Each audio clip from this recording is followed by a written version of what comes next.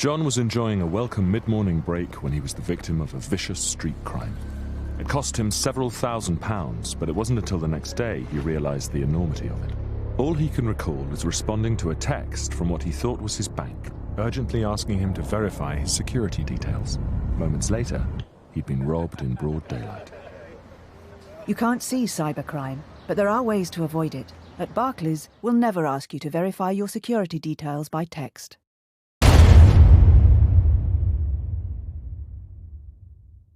This is a Global Original podcast.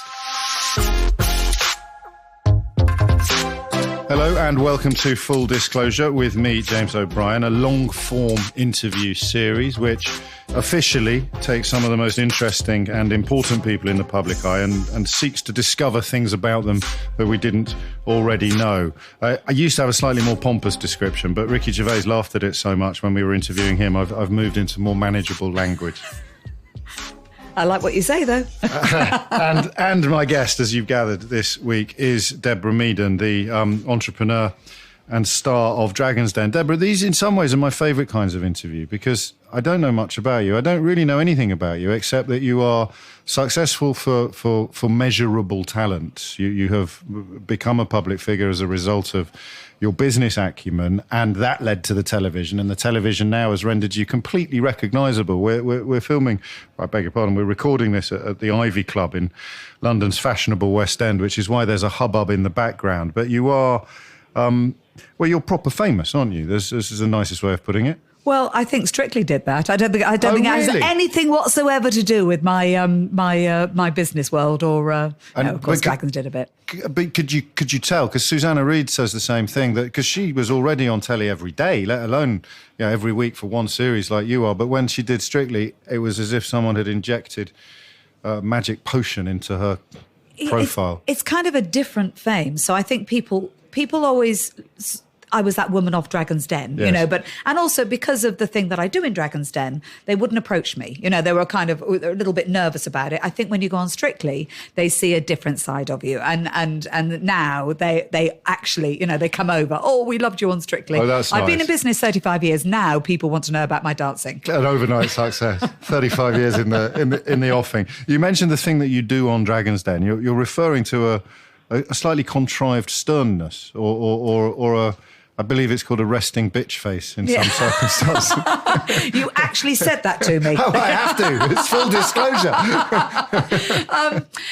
No, when I said the thing I do, I meant the investing thing that I do on Dragon's Den. No, genuinely that, I am me on Dragon's Den, but I'm me in a business environment. Okay. When people are asking me for sometimes £250,000, I feel quite entitled to be, pretty sharp and pretty on it. And if they can't convince me, they can't answer the questions, then I feel quite entitled to get a little bit annoyed. And you don't suffer fools gladly? I don't suffer fools gladly. At all? And life's too short to. I guess it is. I wasn't suggesting that there was something fake about it. I was more addressing there's a slight dichotomy, a slight contrast, because I did a little bit of ringing around when I knew I was going to be interviewing you, which I don't always do, and asking some people that have worked on the programme, one of your fellow Dragons.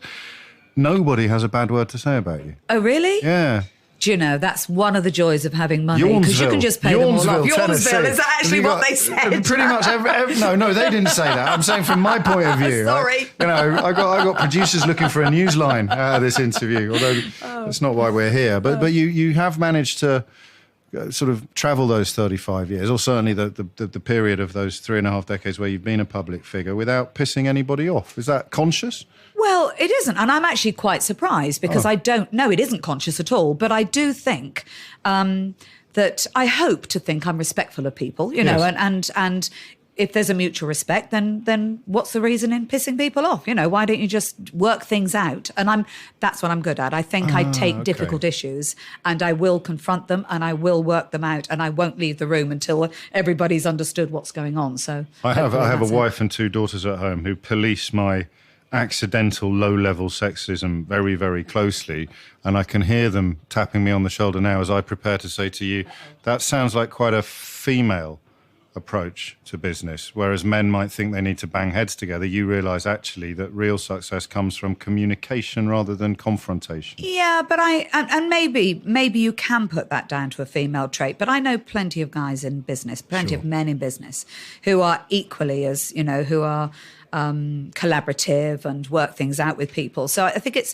I try not to put things into genders because there are also equally a lot of people who can't work stuff out and, look behind them and they've got it's littered with people they've fallen out with, and you think, how do you fall out? I'm the opposite. How do you fall out with so many people? Well, I've always presumed, and this is probably a way of addressing the fact that I'm not super rich. I've always presumed that to be very successful in business, you have to be quite unpleasant and or mean because, most obviously, you have to fire people at some point in proceedings, which I think it might be slightly self-serving to suggest. Some of us can't contemplate having to fire someone. Other people, it's an occupational daily occurrence. Well, it's that breaks down into different things. So if I have to fire somebody because they're pretty rubbish, or sometimes actually being negative, actually, actively working against me. I hate to say it, that people saying I'm lovely.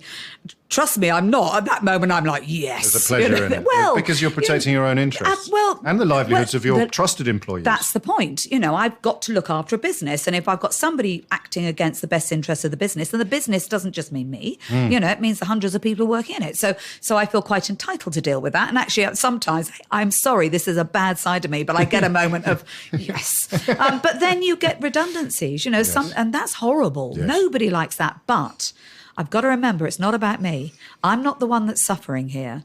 The person that's just lost their job, they're suffering. So it doesn't matter what I feel like. It doesn't matter if it's tough. All I've got to do is carry it out in a way that is as compassionate and as helpful as it possibly can be for the other person. So I've got to take the focus off me. Can you remember the first time you did that? Can you remember the first time you had an undeserving redundancy? Yes, I do. I do. And I felt sick. Really? I felt absolutely sick, and it was a business that we acquired, and there was an amalgamation. There were just two people doing the same job, and it was actually a day of sorting of redundancies. And I just remember, but I also remember thinking, there's no point me worrying about me. Oh my goodness, I don't want to do this. I feel awful about this because this, what I'm going through isn't anything compared to what they're about to go through. So just get over that, because if you get worried about it, you don't do it very well.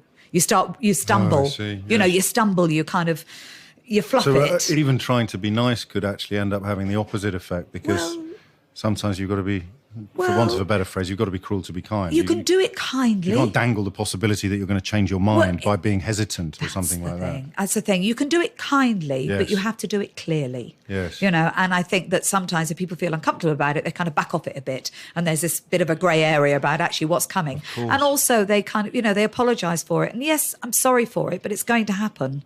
And it has to happen. And that's why you're in charge and other people don't have that ambition to be in charge. How, though, on a kind of moral level, how do you square the knowledge that some of the people you've made redundant will be sitting there looking at their annual salary and thinking, well, if you drove a less expensive car, you could afford to keep me on the payroll?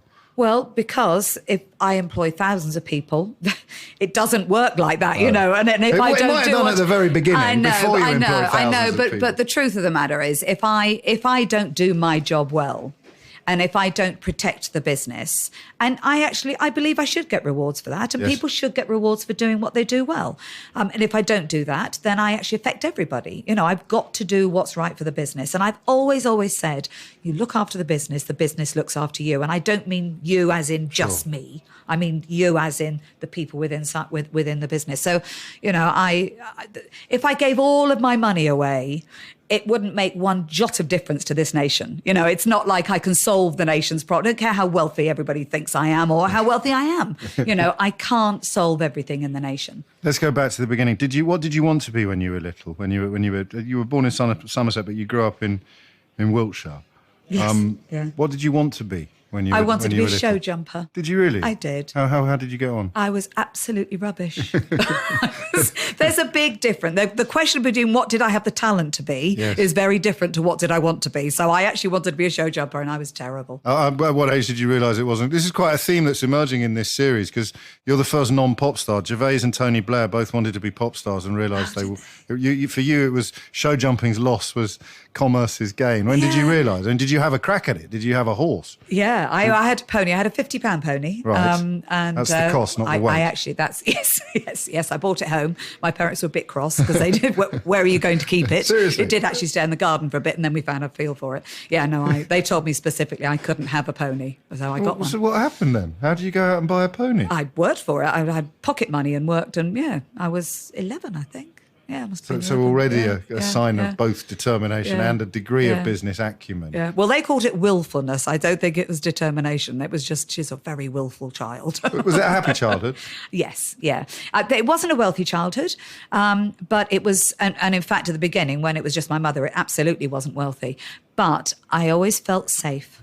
And I think that's for a child, they just need to know they're safe and they're warm and they're going to have food and clothes on their back. And I always felt safe. Gosh, I mean, it is more important than anything else when you put it like that. You boil it. That's what it's all about. Well, how were you conscious then when it was just you and your mum? Or how were you conscious of the fact that you had less than others? How did that register? I wasn't really. No. You go to school, you don't really talk about, I didn't talk about at that age where we lived or, what we had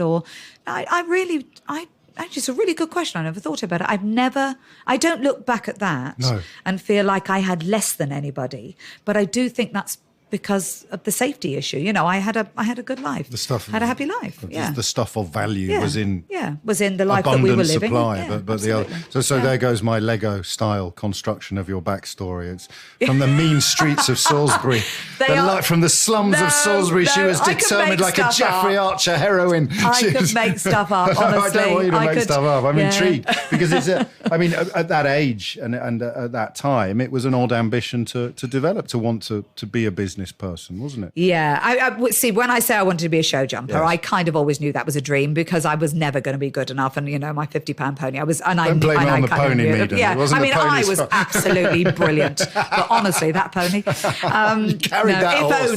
Carried that horse through the dressage. No, but I dreamt of being a show jumper. I never really thought I was going to be it. But I did kind of know that. I didn't know I was going to be in business. I knew I didn't want to work for anybody. I've always been fiercely independent. When did you first feel that? Forever. Really? I had a little flower store when I was 7 at the end of our drive, and I just knew I wanted to. I think it's independence more than anything. I'm fiercely independent, right. And I thought the way to do that was to work for myself, whatever that meant. At 7, I didn't know what that meant. No, but you had a genuine kind of intuitive sense that you didn't want to be doing anybody else's bidding. No. I've had 2 jobs. One job really, as a showroom model. I've got this. This is in my memory banks. This means that my mum used to have a little frock shop in Kidderminster, so I know a tiny bit about the world of wholesale fashion. You would wear the outfits so that the retailers who were thinking of putting in a big wholesale order could see how they hung on humans. You're the first person I've ever met who actually knows what a showroom model is. Yeah. So I was a showroom model, and How did that happen? How did you end up doing that? I wanted it. I had a boyfriend. I was living in Brighton at the time, and I had a boyfriend in London. I thought I need to get myself to London, so I applied for any job. Okay. He was. I'm not sure he even thought he was my boyfriend. I think I might have just I thought, I will make him my boyfriend. I'll follow him. I will find him. Anyway, so I came, I sort of got a job in London just so I could kind of, spend more time with him, whether he liked it or not. And I applied for this job. And the only criteria really for the job was that I had to be 5'8". I'm not 5'8". I'm actually 5'2". Yes. Yeah, quite small. And I remember walking in, this fantastic guy called Marty. The company's called Icor in Brazilian, a fantastic guy who owned it. He said, "You are nowhere near 5'8". I said, "I know, but I'll work really hard and I'll do really..." And he gave me the job. Really? And I hated the job. But... Because it was demeaning. It just was not demeaning. I mean, no job's demeaning. Honestly, you there's always something to find in a job. Okay, but I meant you're standing being looked at by people, which is a little odd. He realised very quickly he wasn't going to sell many clothes if he made me wear them. So I just ended up being an administrative assistant. Right. I think assistant. So because everything was too long on me. So, yes. But I stayed because he'd been good to me. He'd loyalty, really. So that was salesmanship, though. You with you as the product, really. That in terms of persuading him to hire you. Yeah. How long did you do that for? 8 months a year. Okay, yeah, and that maybe was because I've got the thing about you being in Italy, setting up some sort of homeware, not home. But that was independent already. Yes, no. So that was before. Oh, so okay. that was really straight out of college. So you thought, I'm going to Italy. Oh, sorry. No. Italy was after Right. the London so bit college, was before. College, showroom model. Italy. Italy. See, even I giggle when I say showroom. Well, you shouldn't. I mean, they're still there. You're giggling. They're still He's there. giggling. No, I'm giggling He's at you giggling. I'm giggling at the memory of my mum going around the wholesalers of Manchester and Birmingham, and some of the people were obviously the daughters of the fellas that owned and you've never seen more miserable looking women in your life sometimes, standing there in these wonderful clothes, but obviously they were being press ganged into it. I was fondly remembering some of those experiences. Leave the cold behind and head to the warmer climes of Turkey with up to 20% off flights and up to £200 off beach package holidays this summer. Book by 22nd of February 2022 with EasyJet. Selected dates. Holidays adult protected. Holidays based on 2 adults and 2 children sharing 1 room. Limited availability. T's and C's apply at easyjet.com. So you knew even then that working for other people wouldn't be for you, which leads inevitably to quite a big decision. I mean, you could have tried to set yourself up in business back in Brighton or in London, but you elected to go to Italy. I'm going to speculate that the boyfriend who may not have been a boyfriend was in the past tense by the time you decided to go to Italy. He was, but there is a common theme because the reason I went to Italy was also another boyfriend. So were you trading up? Were you trading up on this one? I was actually. No, that's really bad to say because the boyfriend that was in London now is going to be very hurt. Of course. I actually had it was an ex-boyfriend had moved to Italy, right. And I just thought nothing's happening in my life, and if you don't do something, nothing carries on happening, you know. So I thought I just need to change. I just need a change. I need to make something happen. Gosh. So which is why I went to Italy and without any money and kind of had to do stuff. And that's, I think that is something I do in life, you know. If we're kind of How did your mum feel? standing Was your mum still. not frightened for you? No, or? well, to be fair, I left home when I was 16. Yes. So I think, and she's never really been scared for me, I don't think. I don't think she's worried about me too much. No. I don't think. But they're never a kind of, do you think this is the right thing to be doing, Deborah? No. None of that. She realised probably when you were flogging flowers at the bar, or certainly when you brought the horse home, she realised that this is not a mother-daughter scenario that's going to admit many of the more traditional behaviours. That's very beautifully put. Diplomatically yes. put. My mother might say something in a very different way. I realised she was going to do whatever the hell she wanted, that's the one, and I could either be on her team or trying in vain to stop her from doing it. So it was ceramics and glassware in Italy. So you have an aesthetic eye. You find stuff that you thought would sell back in Britain, and you started shipping stuff back to retailers here. Well, it literally started with me thinking, well, I don't know what to do. There was a fiera, there was a ceramics or gifts fiera, and I went along and I saw 4 companies that I thought had some really cracking stuff, and I just said to them, how about I bring it back into the UK for you? And again, given their dues, I was 19. I was about to say, and they say, who are you, child? Well, you exactly, but they didn't. Gosh. You know, they but didn't. Again, they gave like me a chance. You convincing, was it Tony, the guy in the... Marty. You convincing him to give you a break. So there's already, even before you're 20, it's persuading other people to take a chance on you. Has... But they did, you know, so... That was, but I'm thinking that's amazing. like Dragon's Den, because you're now, of course, famous for sitting in front of people who are trying to persuade you to take a chance on them. But good point. But as much your personality as your product. So they said yes. You started shipping stuff back to Britain. I did it's an exhibition that's still going, top drawer exhibition. Yes. Got a load of orders from Harvey Nichols and Harrods, and you know it was all going brilliantly well.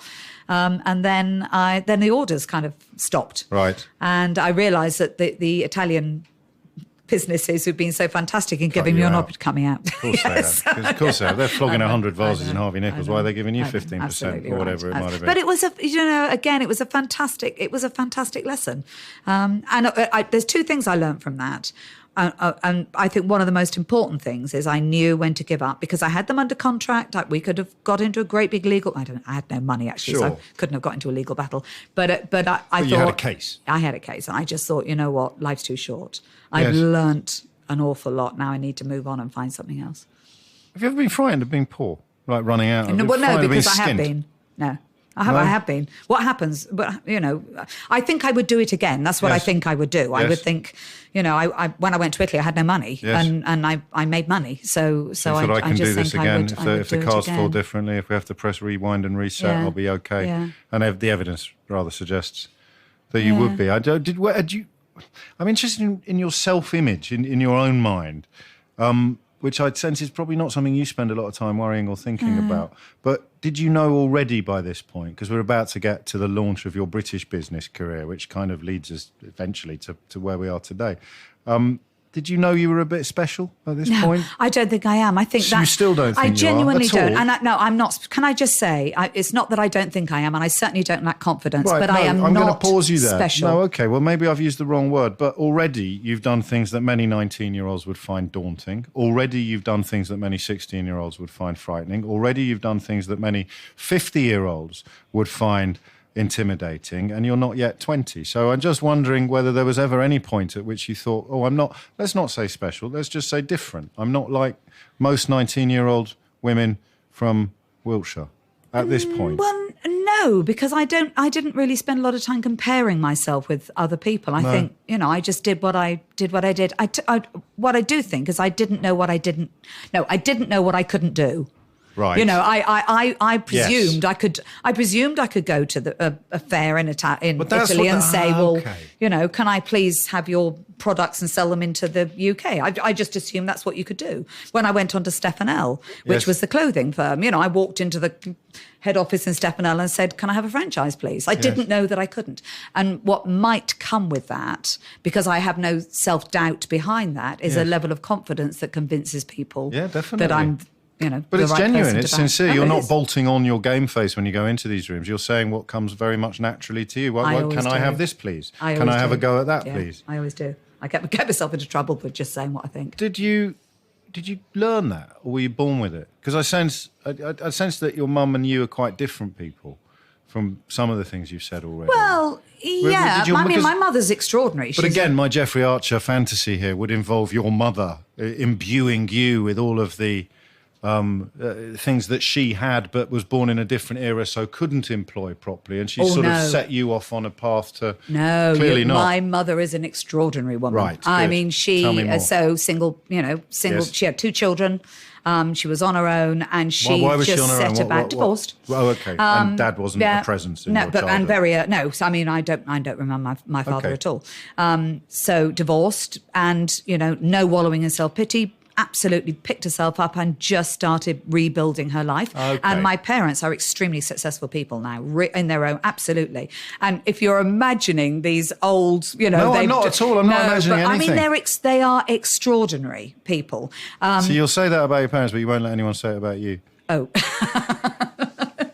Was that a trick? No, not at all. Just an observation, Deborah. Well, they are extraordinary people. I think what they did for me, or my mother did for me, what my parents did for me, actually, my stepfather and my mother, is they had a very high expectation. Okay. That we, I talk with 4 girls there are, we would make our own lives. Gosh. There was no, there wasn't a lot of mothering, there wasn't a lot of coddling. Thank you, that's the right word. There wasn't a lot of that. It was just like, go on then, Make your life. The world with that bedrock of security. That's the crucial thing, I think so. Isn't it? When you talk about safety and knowing you were safe, because you can teach children to fly as high as the mountains, but if they're terrified of the ground, it's a different thing from what you're describing. That I haven't. I wish I'd said that. That is absolutely how I feel about it. Will. Yeah, I will, and I will lay claim to it as well, James. I haven't got this far without stealing other people's stuff. Absolutely, my pleasure entirely. So you mentioned your parents' success. Is that linked to the amusement arcade Yes. business? So this is what roughly happens next. You come back from Italy. Yeah. Then you get involved in the family business. Then I get involved in the family business, which is amusement arcades. Whereabouts? In Minehead. Okay. In Somerset, in Butlins. Yes. Yeah. In Minehead. Oh, inside Somerset. Butlins. Inside Like a Butlins. kind of And then I franchise type ran, arrangement. then we had some arcades in the Haven holiday sites. Oh, lovely. Yeah, so I did all of those, and then realised that that wasn't a business of the future, because it was it annually did very well, but we didn't really own anything. We were just concessions inside another operator. So said we really do need to get into a business that is and growing. who set that value. up? Your stepfather? Where had that? My mother. Your mum. So that was her kind of. Yeah, or them really by then. Yeah, It was a double Yeah, act. but both of them, I would say, have been very equal. Yeah, very much the double act, very equal in business. And then you moved into it and, Yeah. and kind of jazzed it up a Yeah. bit, but realised it had a finite shelf life. Yes. Or that Yeah. it was you were never going to be able to expand in a way that you were in control of. Absolutely. That was the key. Right. Yes, it was a great living, but we weren't really. We were concessionaires. It was like having a Okay. franchise. So Yes. we really ought to put our energy into something that was growing value. So what happened then? Then I moved across. So recommended that we sell it, and Yes. we did. We What year was exited this, that. roughly? Oh, gosh, I don't know. Oh, come on, ballpark. Because it's a bit like having a VHS video shop, isn't it? You went almost overnight from having a really good business to having no business at all, I would have thought, in coin-operated. No, I suppose, no, the they were doing seaside, really they well. still go. No, I Yeah, know they doing were really when well. you sold Yeah. it, but Yeah. they wouldn't, you don't see many arcades now, No. but except at the seaside, Yes, I suppose. you do. And So they're it's very still- much, and that's what we were. We were definitely the seaside. Oh, so we were that's seaside end that's of the market gambling. proof Yeah. in a way, isn't Yeah. it? So you did well at it. Well, then I went into operating a prize bingo. I am a very good bingo caller. Are you really? I will. If you ask me what would I do if I lost everything, I would go back into bingo calling. That's quite interesting. I think as a hangover from when I had a brief flirtation with being a film critic, I always look out for the movies that get 5 stars from pretty much every reviewer. And this one does. Telegraph, Total Film, Digital Spy, The Mirror. It's called Mass, and it's the new BAFTA-nominated Sky original film, just launched on Sky Cinema. It looks at an unspeakable tragedy years after the event, with 2 sets of parents who were intimately involved with what happened. They sit down to talk in an attempt to move forward and maybe even find forgiveness. And it is an absolute humdinger of a film. There's only really 5 performances in it, so it seems a little bit unfair to single anybody out. But Jason Isaacs, who you will probably know as Lucius Malfoy in the Harry Potter films, is truly phenomenal. And Anne Dowd just took my breath away. And BAFTA agrees with me, because her performance has earned the film a nomination for Best Supporting Actress at this year's award. The Guardian described performances with impeccable intelligence and sensitivity. And my goodness me, they got that right. It's available now in cinemas and on Sky Cinema.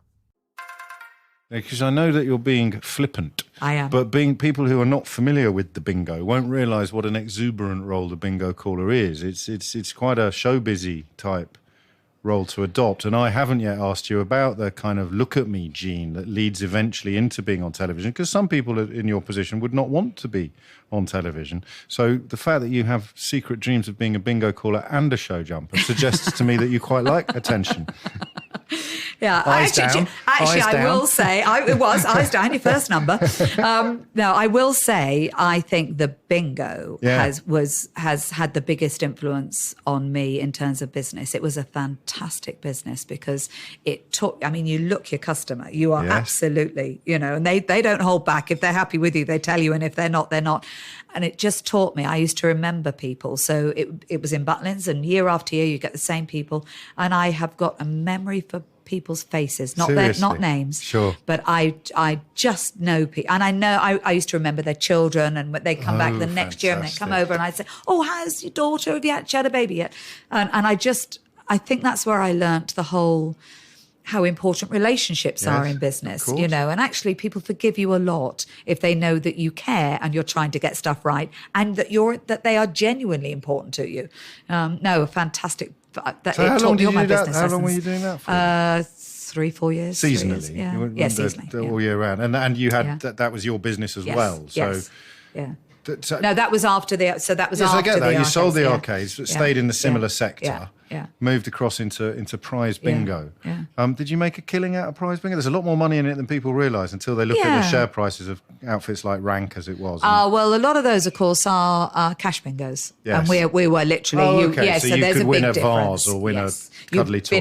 Win Teas vouchers. made. Yes. Exactly. Save the Okay. vouchers up and get bigger prizes. So it's quite. I mean, already you've done quite fancy stuff with the Italian Harvey Nichols. You clearly don't have much of what's the word I'm looking for? There's in your mind it's about the fun of the challenge. You're not really interested in the coolness of the accoutrements. No, not at all. The bingo was as much fun for you as shipping stuff from Italy into. Well, I think the bingo taught me more. Clearly more. Yeah, I think the bingo taught me more, and it also I like people. Yes, yes, you clearly do. And that gave me that, and I tell you something else it gave me. Go on. It puts you in touch across such a spread of people. Yes. I think it's where I'm really not interested in people's airs and graces, and I'm really not interested in their place in society until I've met them and I understand what they're about. I'm not terribly interested in hierarchy.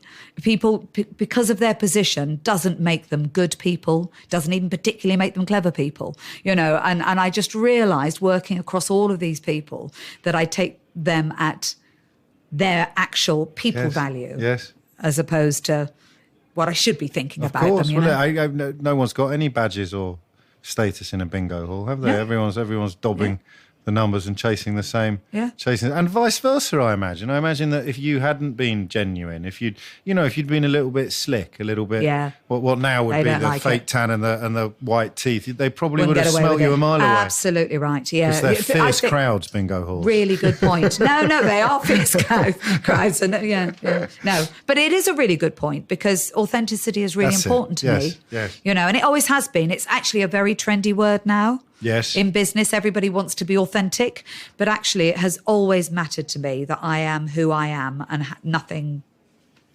should. I know. We'll move on to Knock this, me off just to make sure we're not running out of time, but we'll move on to this because for me that explains why you have come out so passionately against Brexit, because so much of Brexit seems to be built upon a degree of forelock tugging and deference. Here's some posh people saying stuff I don't really understand. They must be right.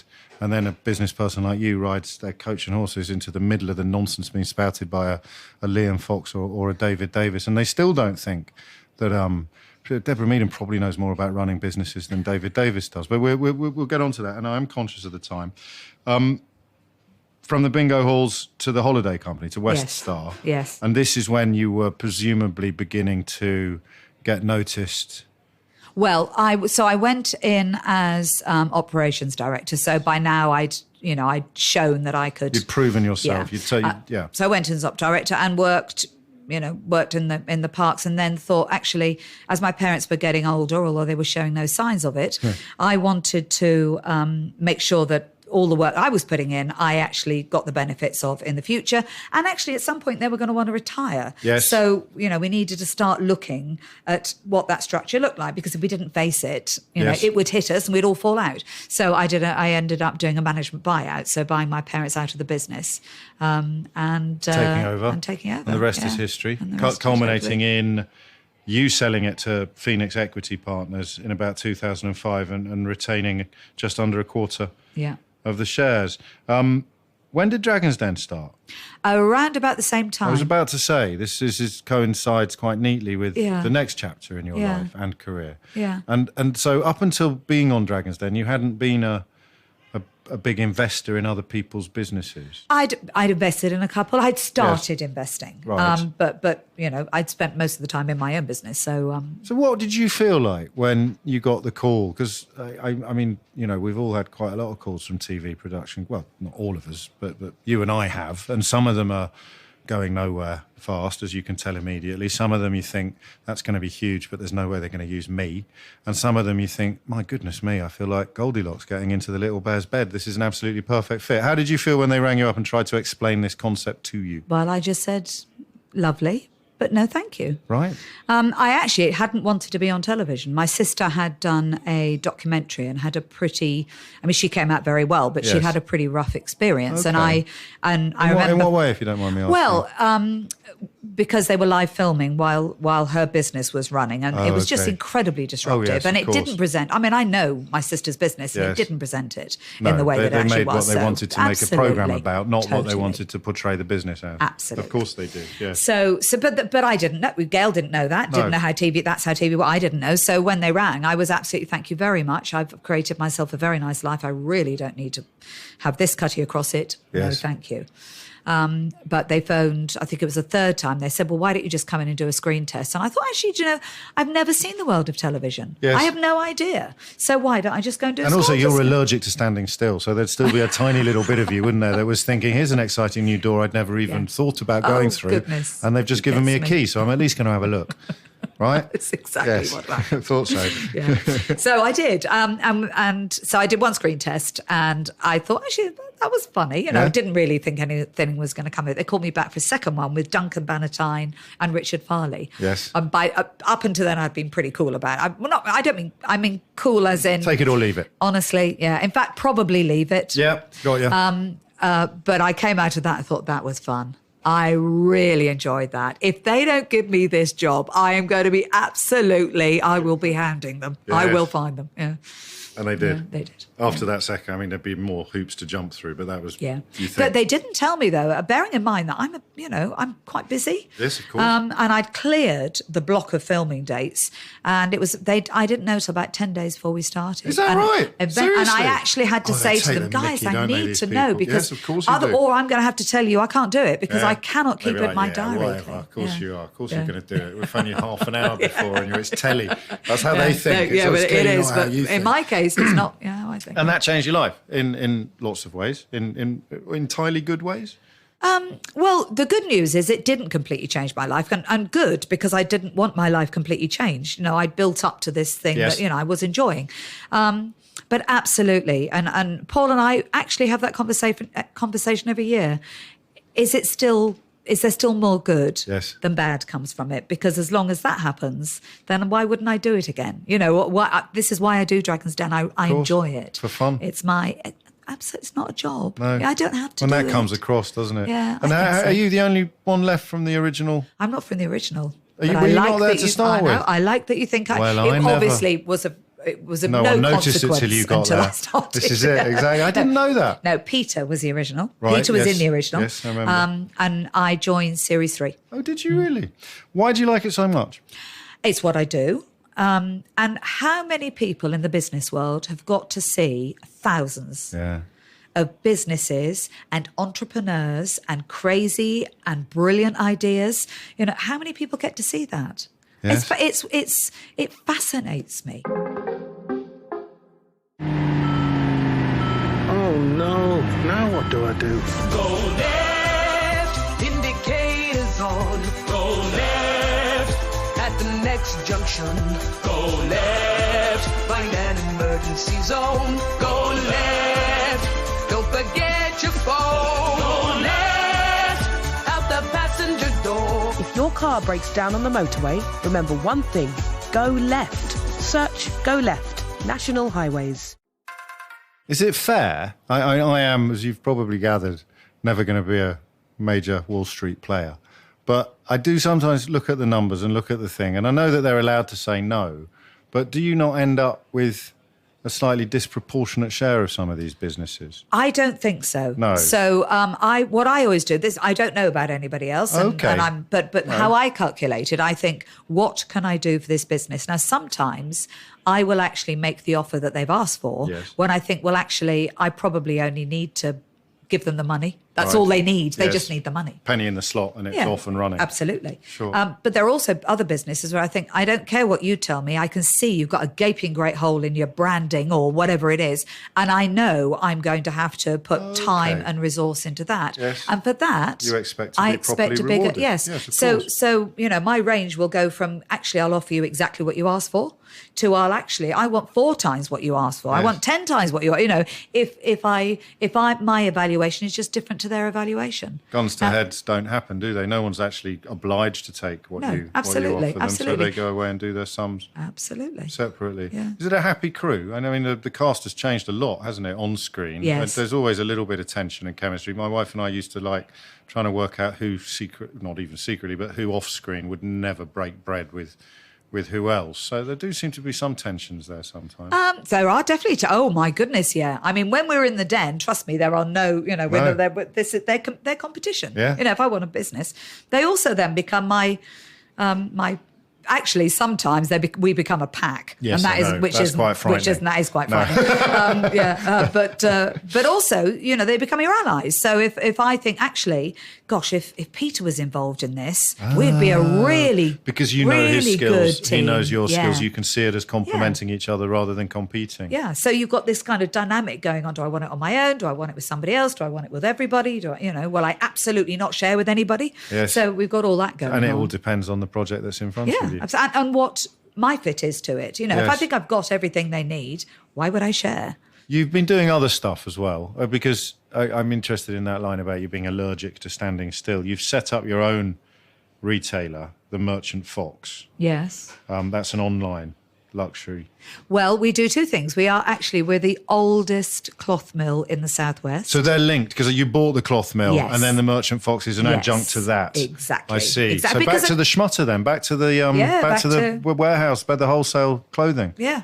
But very, very beautiful. No, I know. I'm not suggesting that. Well, you just called it schmutter and did a funny thing with it. That's what the old wholesalers used to say. I cut my teeth measuring inside legs on Regent Street. Yes, I did. I know my way around a menswear department. Yes. And so back to that and back to that. Absolutely. That's nice. Well, I actually became an accidental mill owner, to be fair. I hadn't intended. I was an investor and then discovered very quickly that there were some big problems in the business, and either it closed or I put more cash in and actually bought it. And if you did, you were in complete charge. And exactly. Charge. So I mentioned that because in a way I'm spiking the guns of my next question, which is whether or not you're standing still now. I know you were invested in these companies, and I know that you work to help a lot of them, but you have your own company that's up and running as well.